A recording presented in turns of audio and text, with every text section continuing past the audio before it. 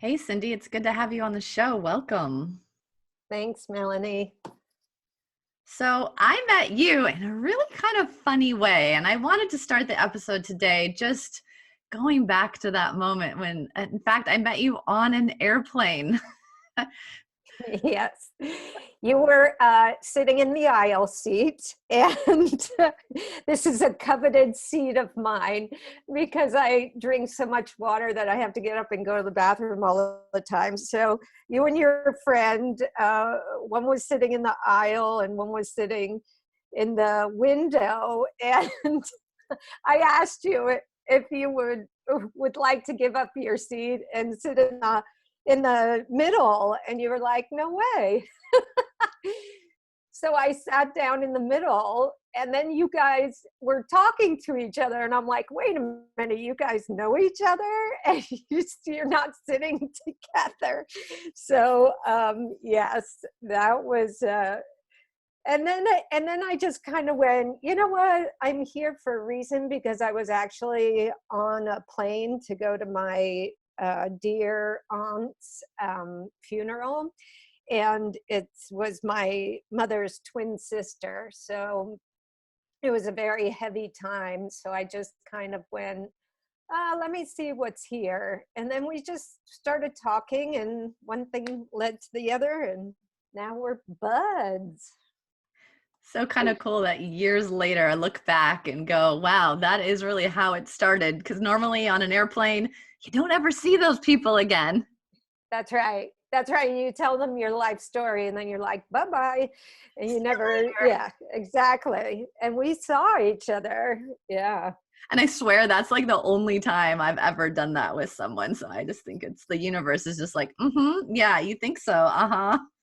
Yeah, exactly. Because I don't do that either. I just very much keep to myself. And, you know, I don't like it, especially like a 5 hour, whatever that was, 5 hour flight or whatever.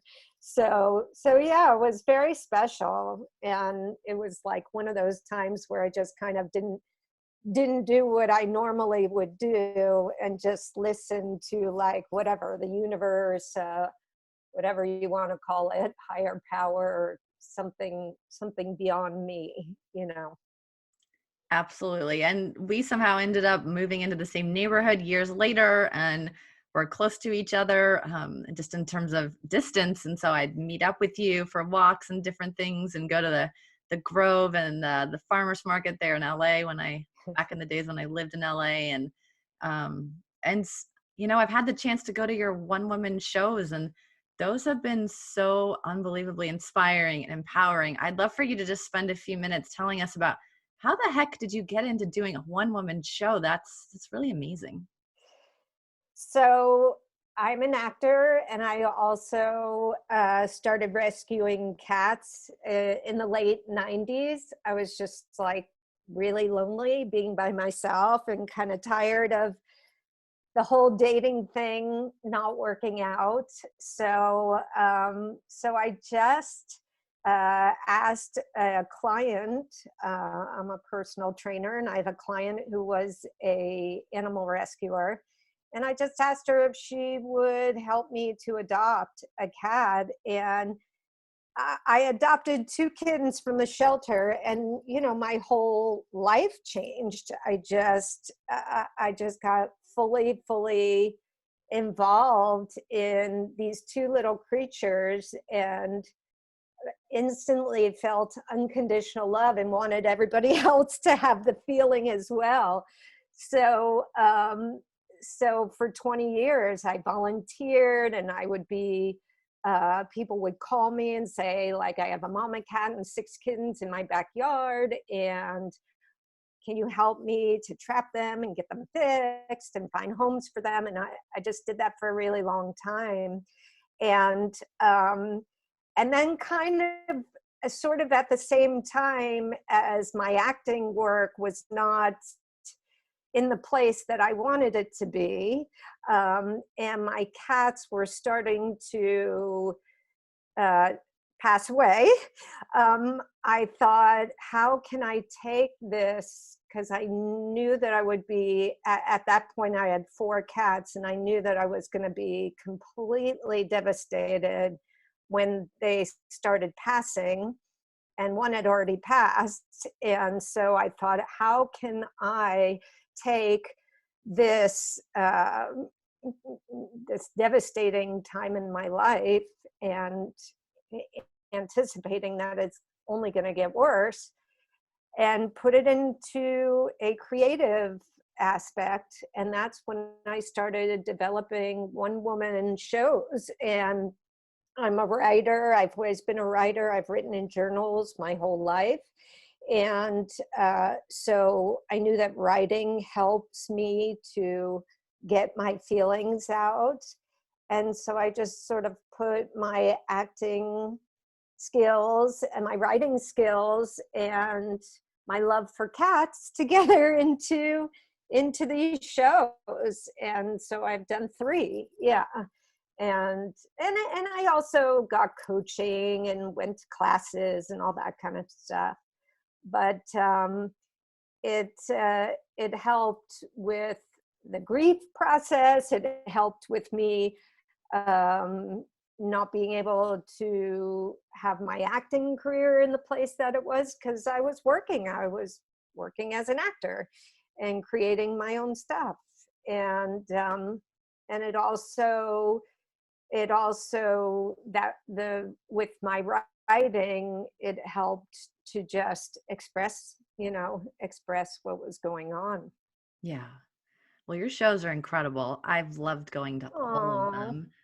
thank And you so much for coming, and thank you so much for supporting me. I so truly appreciate that. You have no idea. On my last show, you're like, okay, let's get a photo. And I love that, because, I always forget to do those things. And we do these, we have these wonderful experiences. And even now, I can't wait to get back to the experience of being in a theater with people that I love and, respect, like you, and are such great friends. And, that's what I feel like when I do work like that, is that we're a family in this home together, having a mutual experience, and everybody's going to come out and get different things from it.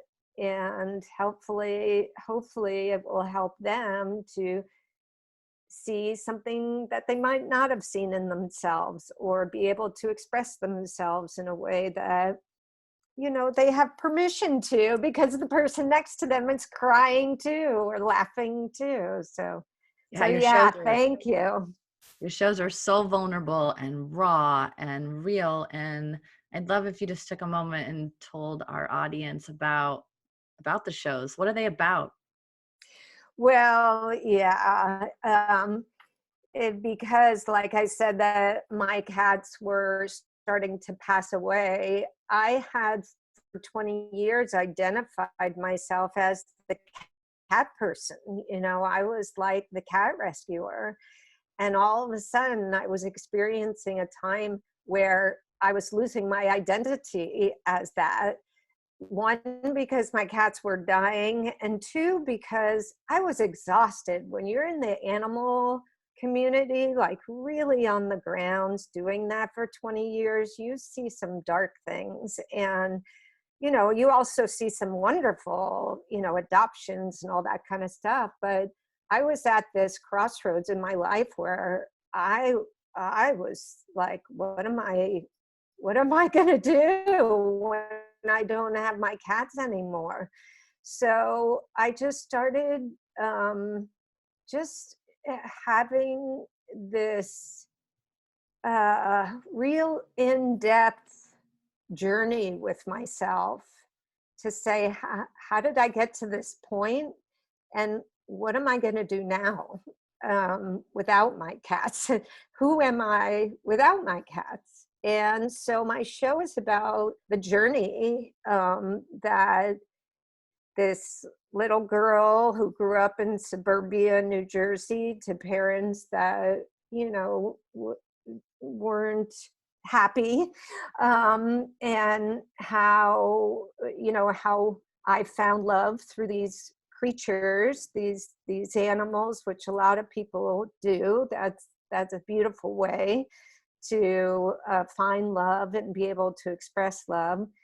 And now how I'm getting along on my own without my animals, and how I'm finding my voice, and protecting myself and standing up for myself and making decisions based on what I feel is best for me instead of what I feel is best for everybody else. So it's a continuing journey. And I think we all, you know, I'm sure that you can appreciate that, that it doesn't stop, you know.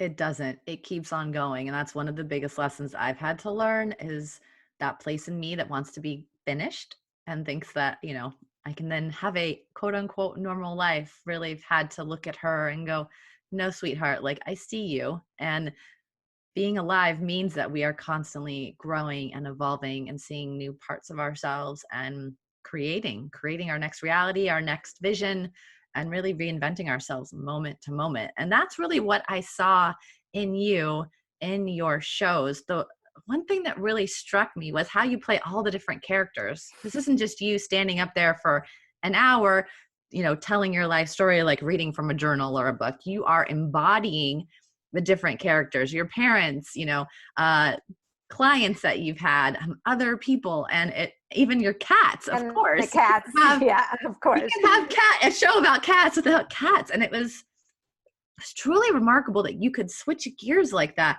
I know you're a trained actor. Obviously, actors have special skills or maybe, I don't know, DNA in their bodies that the rest of us don't have that enables them to do that. But how on earth did you get the courage to stand on a stage with a packed house and be the only one up there embodying your story and just all the vulnerability that comes with that? Yeah, it's funny because I had never done anything like that. And when I did my first show in 2016, I still had two cats. And then when I did my most recent show in November of 2019, it's been 2 years, 2.5 years since I've had no cats. So it was in one way, it's a way to honor my cats, to play them and to bring them back and to bring their memory back. And so to really tap into what their personalities were. They're like kids, you know, and that's how I worked on, you know, embodying my cats and giving them a voice, and also holding their memories dear to me. And, you know, as far as all the other characters that I've played, I really, again, you know, when you go back and you really look at your life, and you gotta look, and you know what? I'm from a divorced family, and because of the way the divorce happened, neither of my parents remember my childhood. So if I say to them, "Oh, don't you remember when da da da da da?" and they'll say, "No, I don't remember that." So it's almost like I was 18 when they got divorced, and it's almost like my childhood was wiped out because they had such, you know, it was such a volatile breakup that I think they just were in denial and they didn't want to acknowledge. So I had a really, I really wanted to honor that too, honor my childhood, and you know, from my perspective, and everybody always says in solo theater, like, "Oh, aren't you afraid that your mom will get mad or your sister will get mad or whatever?"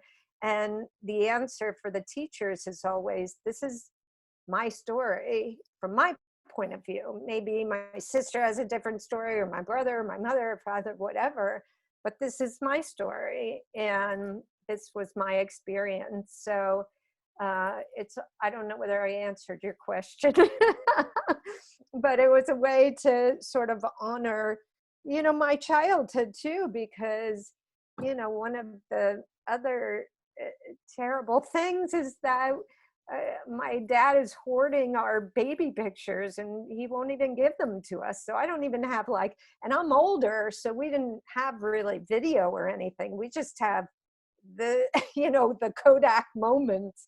So, yeah, and once you do that, everything sort of comes through you. And What I'm hearing here is permission, that this solo theater sort of framework has really given you, or at least allowed you to have that permission to say, you know what? This is my experience. This is what I lived according to me. And I am going to fully bring that to the world through my writing and the producing of the show and ultimately the acting of the show, because it's true. And the truth needs to be told for me, for right. my journey, for my cats, for my life. And there's just a real empowering sense of yes in there, because I think we all have a story, and yet we can easily kind of, especially as women, tiptoe around, challenging family dynamics, relationships, coworker dynamics, all of that, because we don't want to offend or hurt anyone's feelings or, be construed the wrong way. But really, this is you know what, this could possibly hurt people, but it's not ultimately about that. It's about me just claiming what's true for me, and then people will have whatever responses they have, but that's not really any of our business. That's their stuff, right?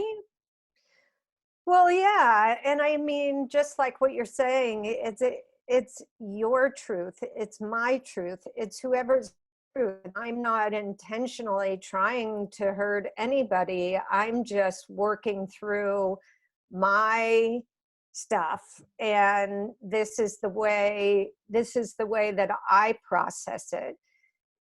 Somebody else might say, oh gosh, I would never, do something like that, stand up on stage and tell my life. Well, that's great. So what is your way? Maybe through meditation, or talking to a friend, or having a women's group, or writing but not storytelling, or there's so many ways, but the point is to acknowledge it and to honor it, just like you're saying, and not in a way that is intentionally to hurt anyone, in a way that is empowering to you. And I've always lived my life thinking of what's best for other people instead of thinking what's best for myself. So it's tricky. But it's also always evolving, because life is like that. There's no getting there. You're like, oh, okay, it's done. And that's the thing with solo shows too. And my show, I mean, 2 weeks after I performed my show in November, my mother passed away, and she was not supposed to pass away. I mean, it was a bit of a shock. So, my next show that I do is probably going to change, because I'm affected by that. I don't have my mother anymore. And no matter what my relationship was with her, as challenging as it might have been, she was still my mother, and I still loved her, and I miss her, So I am, as I'm grieving her loss, I'm not also looking at how if this would be included in my solo show, or maybe it's a whole different show. Yeah, I know you've had so much loss, and I'm so sorry to hear about your mom. And it's just been a theme that has been weaving for you. Since I met you, you were going to the funeral for your aunt, and then you lost all of your cats. and now you've lost your mother. And how on earth are you coping through all of this besides the creativity and the writing? Like how are you still going and being this resilient, sort of vivacious, empowered woman that I know you to be when you've gone through so much loss and heartache? Yeah, and thank you for that. Yeah, it's I think since 2014. Yeah, my mom, my mom's twin sister, my aunt, who we grew up with, and 4 cats. Right.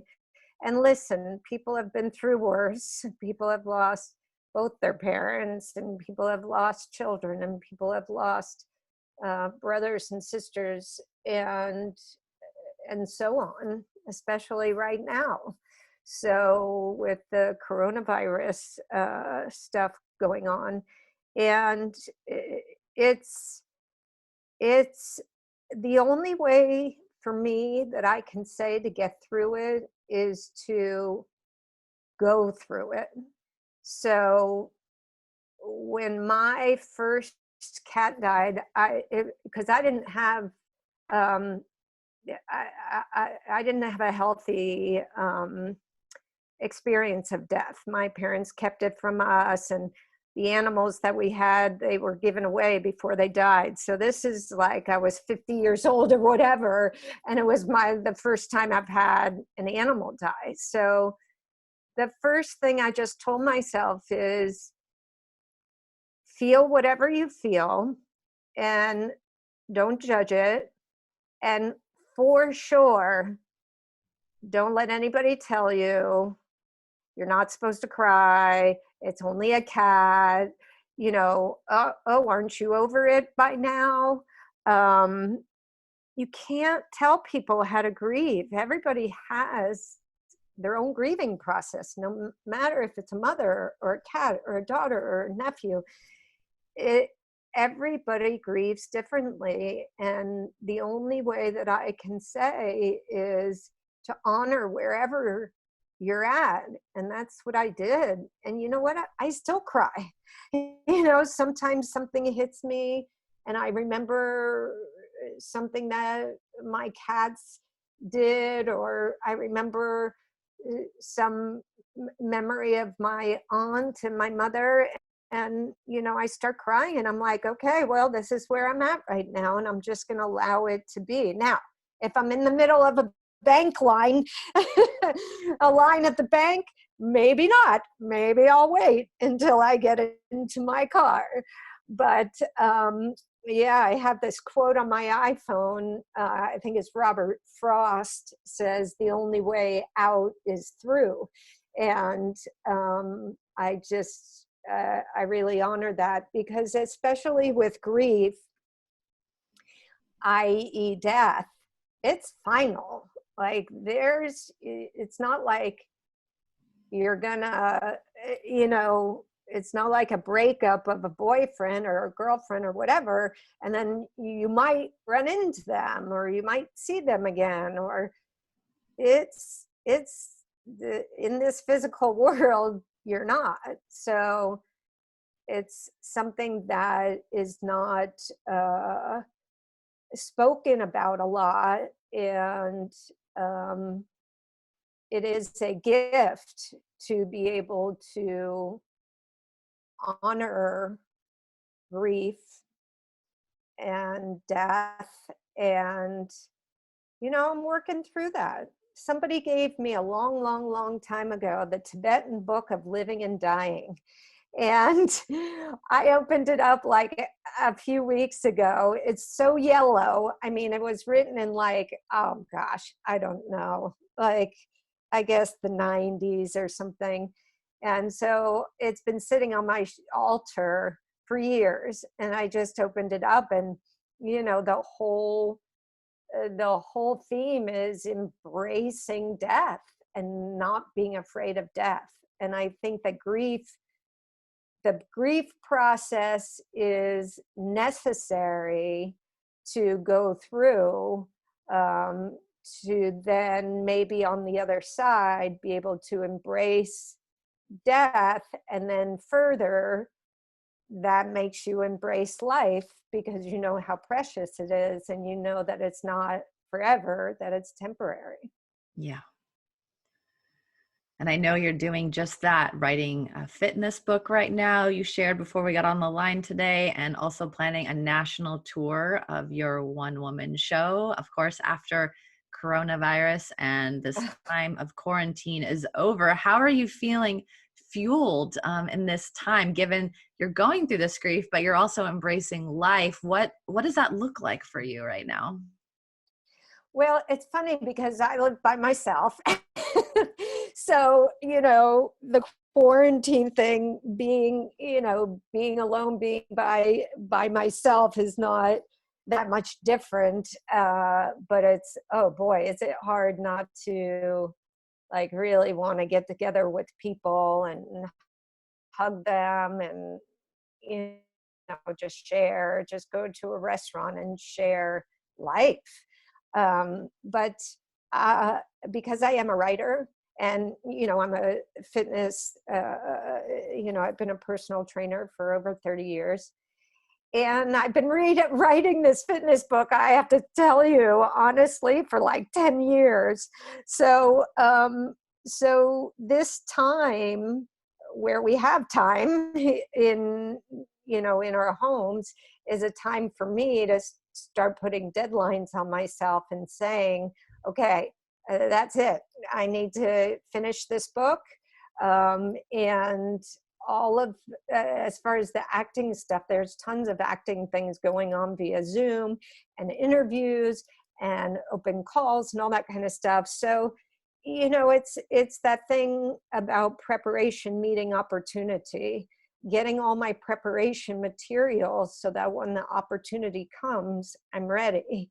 And and the fitness book is definitely something that I uh, I really so believe in. It's really a memoir of my life, working with people for 30 years, because I go into their homes. I don't just meet them at a gym. Sometimes I do, but most of the time, no. I've been going to people's homes. So you really get to uh, be very intimate with people. You go, you know, their nannies and their chefs and their family and their, you get to have an inside view on life. And Yeah, I should say that you've trained quite a few celebrities and sort of elite people. So if yeah, the chefs and the nannies comes with the kind of flashy LA lifestyle. And I'm just curious, like what have you kind of gleaned from this time that you've spent with them about kind of like how people live and what it's like to be them? well, yeah, it's funny. Well, stay tuned for the book. No, I was just writing about that actually, like money isn't everything. But what's really interesting is this time of quarantine, this time of coronavirus. It's really interesting to see how the people uh, relate to this. And you and I have done a lot of meditation and we've done a lot of work on ourselves, spirituality, we'll call it. And some people don't have that. And money is very important, and the job is very important. And there's a without being too forthcoming with people I work with. There are the people that just go to the fear place and have no tools to deal with that. And then there's the other people who, are reaching out and making sure that other people are okay and doing things with their money, like setting up food banks and this and that. So it really sort of gives me, I mean, I just look through the years and I've really been fortunate to have this inside view of people. And and yes, the celebrities and the this and the that, but the real heart are people that are just moms and dads and people and grandparents, and those are the people that I've really um, learned the most from, just regular people, uh, doing doing their life and wanting to be as fit and healthy as they can. I mean, I have a 93-year-old client, and she's still having me go over to her house, and I wear a mask and booties and gloves and everything else, and she's fine, with me coming over, and we've worked together for like 5 years, and she's amazing. She's just amazing. Like, those kinds of people just are so priceless, and I feel so blessed to be able to have been in their lives on such a intimate level. Yeah, well, you've been able to do so many different things over the years and kind of have these parallel tracks for your life, the acting and the animal rescue and the fitness, and somehow hold it all down and keep all of that moving forward. And I feel like it's important to note that, these cats that we were talking about earlier and your grief and your loss around them was such a big deal because it really impacted all of these different parts of your life. You were like a mom who I remember in the show you talked about, well, I had to be home at a certain time because I had to feed them and I had to get up and do the litter box and this and that. And so you were on such a tight schedule that really did hinder your ability to live out other parts of your life fully just by virtue of having to care for so many animals. So what's it like to kind of have that newfound freedom, even though you've been going through a really challenging time in terms of grief and loss? Yeah, that's a good question. And which it is one reason why I have not gotten another cat. And as much as I would really like to, just like you said, if anybody knows me, they know that I'm like all in on things, it's like sort of all or nothing. So when I had gotten the kittens, it was like, my whole life, yeah, centered around that. And then, like I said, I did all the rescue and stuff like that.